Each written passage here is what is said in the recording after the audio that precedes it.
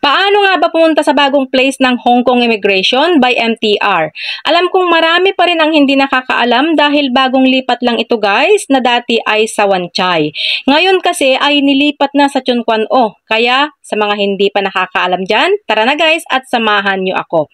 Una ay sumakay lang kayo ng MTR papuntang Tseung Kwan O or Purple Line. Pagbaba nyo ng Tseung Kwan O Station, mag-exit kayo ng B1 or B2. Pero dito ako sa exit B1. Paglabas nyo dito guys, ay diretso lang kayo dito at makikita nyo na ang building ng immigration. Tapos tawid lang kayo dito sa may stoplight. And then tawid ulit dito. Then turn right, lakad diretso. And then nandito na tayo sa administration tower.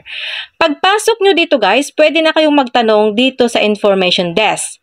Pwede kayo umakyat dito sa may escalator at pwede rin kayo umakyat dito sa may elevator. Kung ang sadya nyo dito sa immigration ay magpasa ng renewal ng kontrata, change employer, or extension ng visa, diretso na kayo sa 4th floor.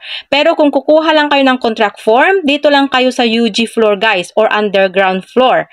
Pag akyat nyo dito sa 4th floor, eto na yung makikita nyo. Turn right lang kayo dito, and then nandito na tayo. Sana makatulong. Thank you for watching.